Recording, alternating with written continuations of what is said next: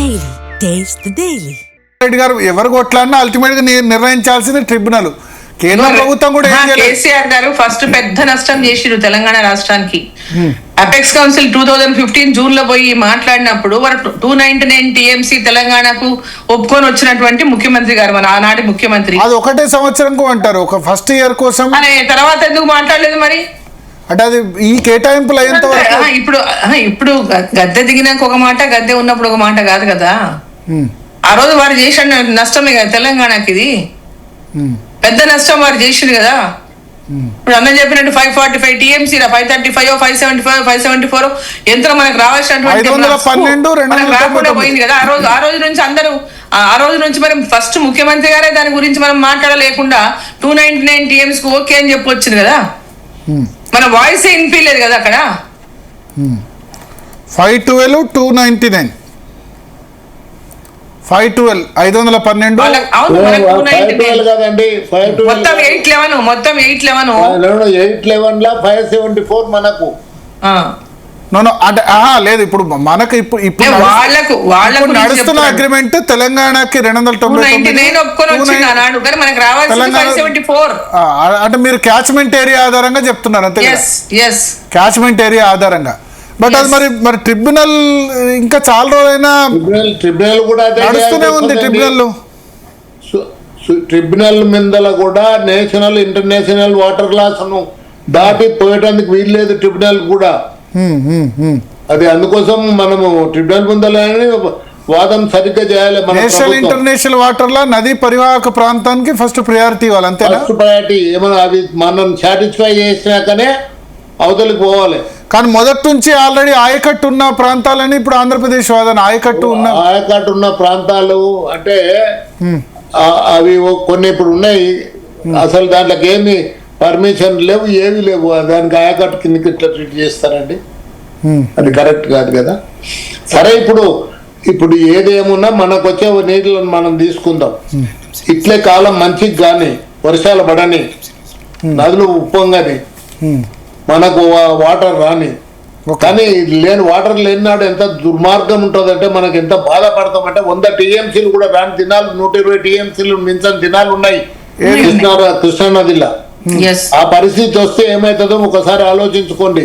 ఈ రిజర్వాయర్లన్నా ఉంటే రిజర్వాయర్లన్నా కొద్దిగా నీళ్లు ఉంటాయి, కొద్దిగా కొంత భూగర్భ జలాలన్నా పెరుగుతాయి. అది ఏది భారత్ నాకు కొంచెం వేరే ఇది ఉన్నది. థ్యాంక్ యూ డికే అరుణ గారు. సో మనతో పాటు Congress MLA Mahabubnagar MLA NN Srinivas Reddy గారు కూడా జాయిన్ అవుతున్నారు. మీరు ఉండండి లైన్ లో. నాగజనార్దన్ రెడ్డి గారు, ఎన్ఎన్ శ్రీనివాస్ రెడ్డి గారు నమస్కారం. నమస్కారం. సో ఇప్పుడు నిన్న కేసీఆర్ ప్రెస్ మీట్ చూశారు. ఇప్పటి వరకు మనతో నాగజనార్దన్ రెడ్డి గారు మాట్లాడారు, డికే అరుణ గారు కూడా మాట్లాడారు. సో అరుణ గారు ఉంటే ఒక 5 minutes ఉండండి. ఎన్ఎన్ శ్రీనివాస్ రెడ్డి గారు వచ్చారు కాబట్టి వీలుంటే. ఎన్ఎన్ శ్రీనివాస్ రెడ్డి గారు ఏంది మీ రియాక్షన్ ఏంది? కాంగ్రెస్ పార్టీ రియాక్షన్ ఏంది ఓవరాల్ గా కేసీఆర్ ప్రెస్ మీట్ మీద? ఈ 2 సంవత్సరాల్లో మీరు చేసిన ప్రోగ్రెస్ ఏంది పాలమూరు రంగారెడ్డి విషయంలో? ఒకటి. రెండవది 45 టీఎంసీలకు ఎందుకు ఒప్పుకున్నారని క్వశ్చన్ చేస్తున్నారు.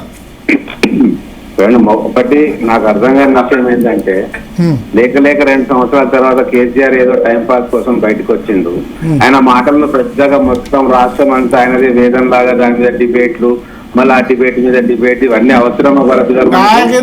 ముఖ్యమంత్రి నిన్న మాది ఓకే కానీ ముఖ్యమంత్రి నిన్న సాయంత్రం వెంటనే గంటలోనే ఎందుకు స్పందించాడు? చిట్చాటు మీడియా సరే కానీ అది ముఖ్యమంత్రి గారిని అడగండి. మా వరకు మాకు మేము ముగ్గురం జిల్లా నాయకులము, అరుణ గారు కావచ్చు, నాగం గారు కావచ్చు, మేము కావచ్చు.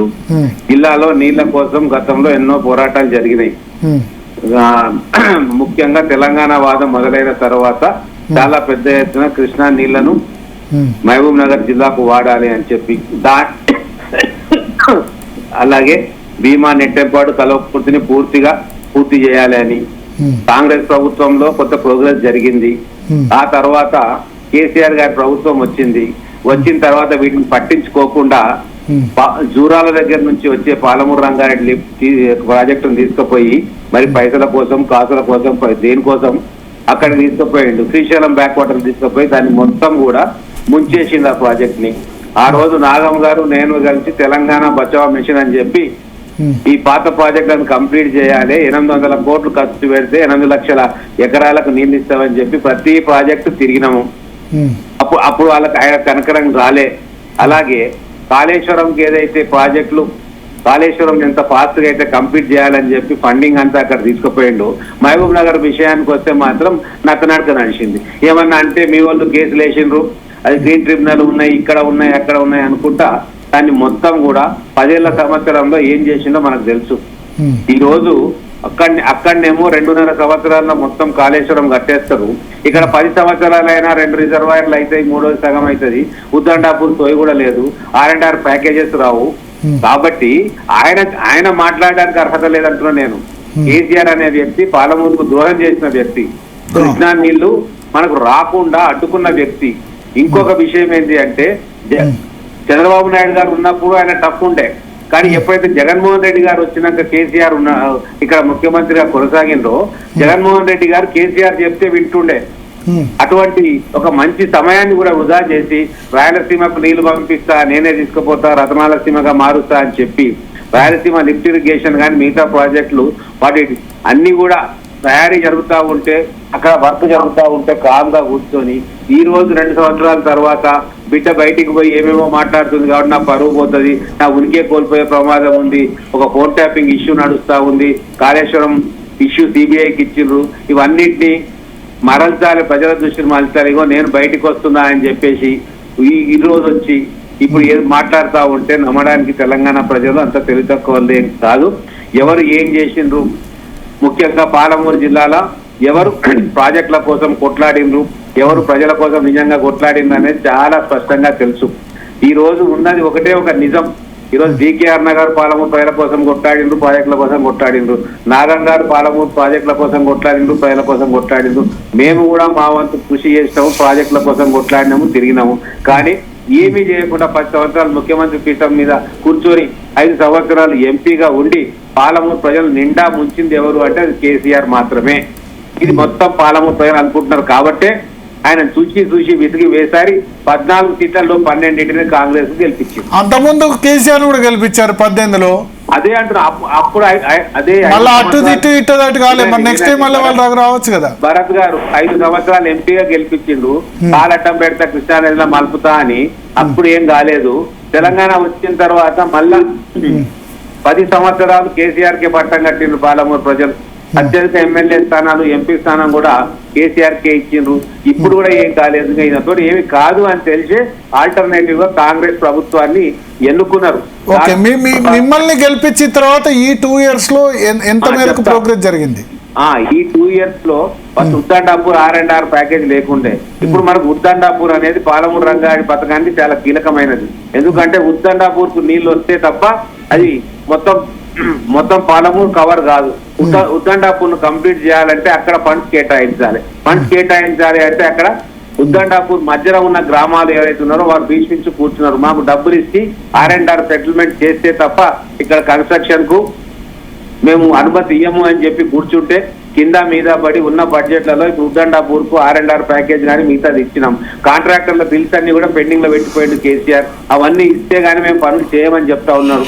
రాష్ట్ర ఆర్థిక పరిస్థితి గందరగోళంగా ఉన్న పరిస్థితుల్లో ఈ 2 సంవత్సరాల్లో కొద్దిగా సుధరాయించుకొని మళ్ళా ఇప్పుడు పాలమూరు ప్రాజెక్టు మీద దృష్టి కేంద్రీకరించాలని చెప్పి ప్రభుత్వం నిర్ణయం తీసుకుంటుంది. వాళ్ళకు 10 సంవత్సరాలు ఇచ్చిండ్రు, మనం 2 సంవత్సరాలు. ఇంకొక 1 year లో మీరు చూస్తారు పాలమూరు ప్రాజెక్ట్ ఎట్లా ఉరకలేస్తారో. రాష్ట్రంలో తీవ్రమైన ఆర్థిక సంక్షోభం మూలాన రైతు రుణమాఫీ ఇచ్చినాక ఎన్నో కారణాలు, ఆయన తెచ్చిన అప్పులకు వడ్డీలు కడతా ఉన్నాం. వీటన్నిటినీ కూడా సవరించుకోవడానికి సమయం పడుతుంది. ఆ సమయం అయ్యింది. ఇప్పటి నుంచి మొన్ననే ఉద్దండాపూర్ కు ప్యాకేజ్ ఇచ్చిర్రు, దాదాపు 300 కోట్లు రిలీజ్ చేయబోతా ఉన్నారు. R&R ప్యాకేజ్ సెటిల్ అయింది. రైతులు కూడా హ్యాపీగా ఉన్నారు. రాబోయే రోజుల్లో కాంట్రాక్టర్ కూడా బిల్లులు చెల్లించి దాని ప్రాజెక్ట్ ను మొదలు పెడతాం. మిగతా విషయాలు కోర్టులో ఉన్నాయి కాబట్టి ఖచ్చితంగా 1 year. ఒక్క నిమిషం, నాగం గారు ఏదో అడగాలనుకుంటారు. ఎన్ఎల్ శ్రీనివాసరెడ్డి గారు. తమ్ముడు ఒక దీని మీద మీ ఎమ్మెల్యేలు అందరూ దృష్టి పెట్టామని చెప్పండి.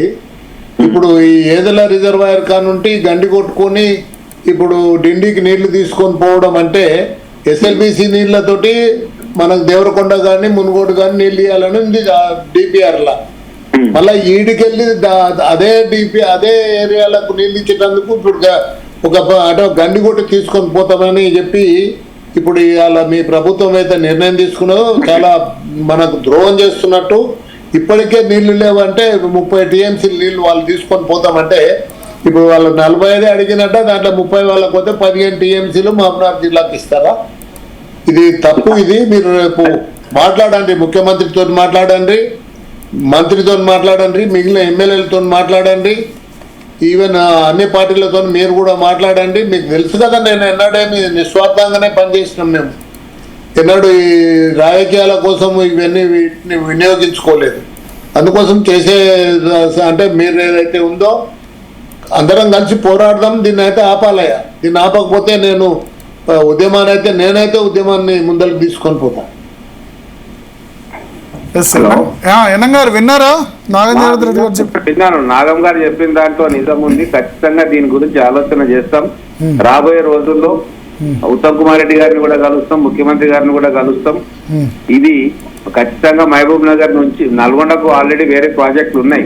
మహబూబ్ నగర్ కి ఈ రోజు ప్రాణవాయువు ఏదైతే ఉందో జీవధార అనేది బాలమూరు రంగారెడ్డి అయింది కాబట్టి మాక్సిమం మహబూబ్ నగర్ జిల్లా నీటి అవసరాలు తీరిన తర్వాత మిగతా జిల్లాలకు పోతే అభ్యంతరం లేదు. కానీ వారు చెప్పినట్టు వాటి మీద జరిగే కష్ట నష్టాలు అన్నింటినీ కూడా బేరీ చేసుకొని రాబోయే రోజుల్లో మహబూబ్ నగర్ జిల్లాకు అధికమైన ప్రాధాన్యత ఇచ్చే విధంగా మా కార్యాచరణ ఉంటది.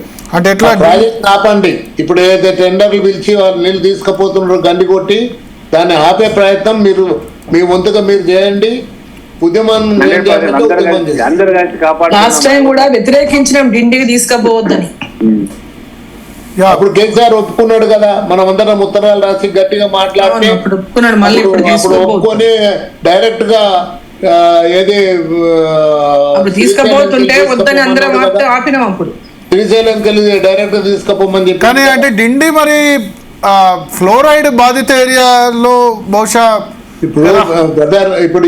ఇప్పుడు ఉన్న నీళ్ళులా మనం మొత్తం కూడా సర్ఫేస్ వాటరే వాడుతున్నాం. అండర్ గ్రౌండ్ వాటర్ మనం ఎక్కడ వాడడం లేదు ఇప్పుడు. ఓకే, ఇప్పుడు కేసీఆర్ అదొకటి అంటే డ్రింకింగ్ వాటర్ స్కీమ్స్ గ్రామానికి అది కూడా కొద్దిగా మేలే అయింది మనకి. ఇప్పుడు ఫ్లోరైడ్ ఇప్పుడు లేదు అక్కడ.